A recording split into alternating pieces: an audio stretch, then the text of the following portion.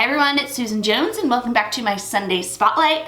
In case you are new here, I have been uploading a video every single Sunday with a free idea, activity, or something to do in your K through 2 classroom that you can kind of take my idea and use it right away in your classroom.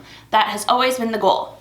Also, you may know that last week I did not upload a Sunday Spotlight, and that is because I actually went ahead and uploaded 15 videos that I titled Learn at Home with Mrs. Jones, and they were videos that were actually directed to your students. Last week when the news broke and everyone was scrambling, I thought, how can I help teachers? I know it must be a very stressful time, so I wanted to make something easy and accessible. So I went ahead and filmed 5 reading videos, 5 math videos, and 5 writing videos.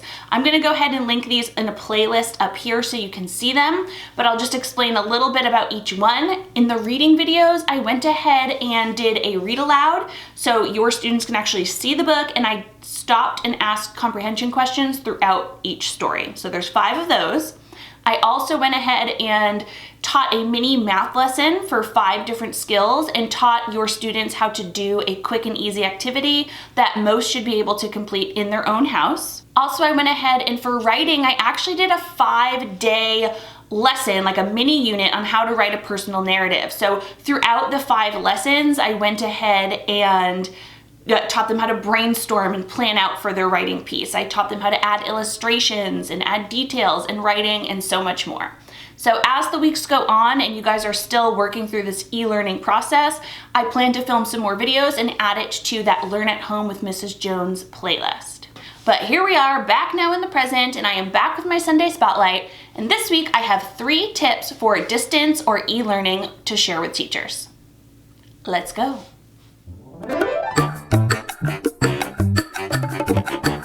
Tip 1 for e-learning is I have talked to many of the teachers that use my resources, and many have asked me if they can go ahead and share the PDFs with their students at home.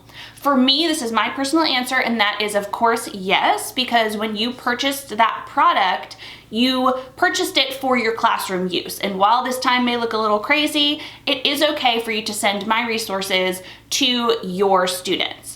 Now, that is not a tip. The tip here is that many teachers have also asked me, how can you split a PDF? So they don't want to send an entire 100-page home unit and assign it for their first graders. They just want to send 1 or 2 pages. So I'm going to go ahead and give you a few free websites that do that for you super simply. If you go ahead and Google how to securely split a PDF, you will find many different websites, and they make it really easy for you. Smallpdf.com is one, PDFSam is one. If you go to their website, you will actually see a place that just says put your PDF right here, you upload it there, and then you just choose the pages that you want to extract from the file. So your original file will remain as it is, but you'll basically be creating a new file with just 1 or 2 pages, and that is what you can go ahead and email or upload to Google Classroom or to Seesaw, however you are assigning your students any bit of work, you can go ahead and do it that way. So that way you're only sending 1 or 2 pages instead of all of them. The second tip I have for you is to go ahead and offer as many choices to your students as possible. I am sure you already know this, but this type of learning is not equitable for so many of our students. So many students across the country right now don't have access to a computer or to Wi-Fi. Some of their parents are still having to work and they're getting dropped off at some sort of daycare, or their parents are home trying to work and they're trying to learn at the same time.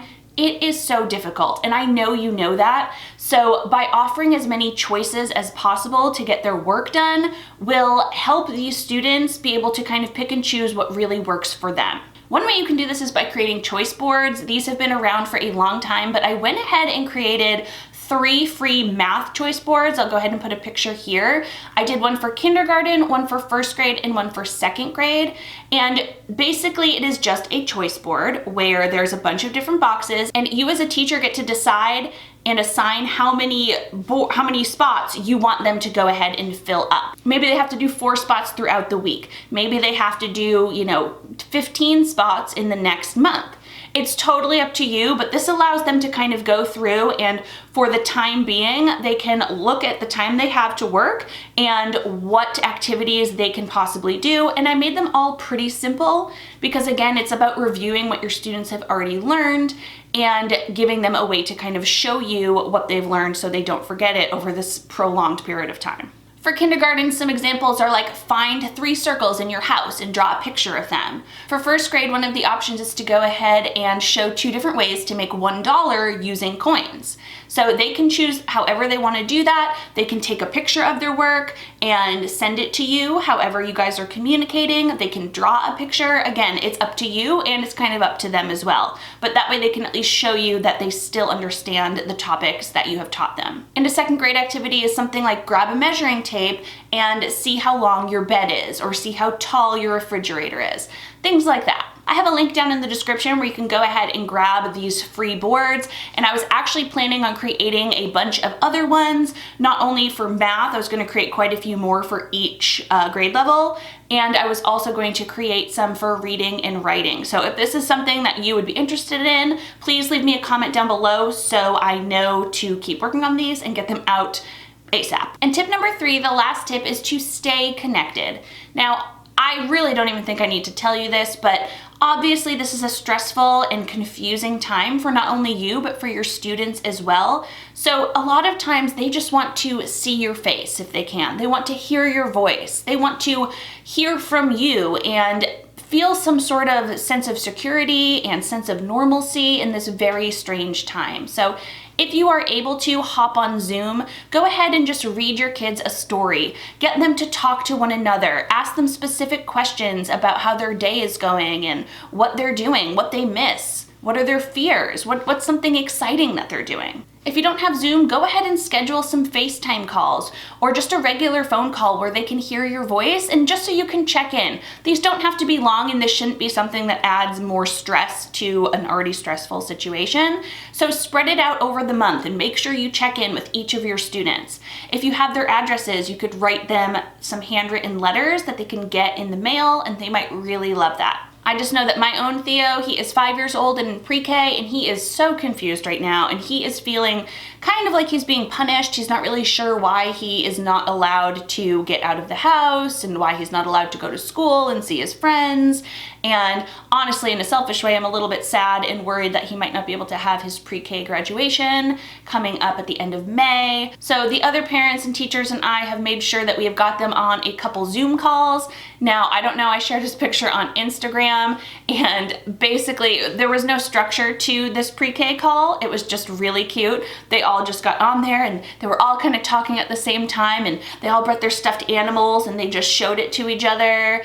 And it was mayhem, but it was so cute, and it just gave him a sense of like, oh, that's what everybody else is doing too, and I'm not the only person who's kind of stuck in their house. So the same applies for your students as well, especially as your students are older. I'm sure they have a better understanding of what's happening, but just stay connected to them as much as you can. All right, everybody, those are my 3 tips for distance learning or e-learning for teachers, whatever you want to call it. And I hope they have been of some help to you. And if you have any other questions, please go ahead and leave them in the comments below. I will try my best to answer them. Tell me what you need, what are you looking for, and I will try to help. Also, if you haven't checked out my Learn at Home with Mrs. Jones playlist, go ahead and do that. I think that might help your students quite a bit and take a few of those lessons off of you. And make sure you grab those free choice boards in the description below. As always, if you like this video, please go ahead and give me a thumbs up so I know. Make sure you're subscribed to my channel so you don't miss any of my new uploads. I'll see you next Sunday. Bye.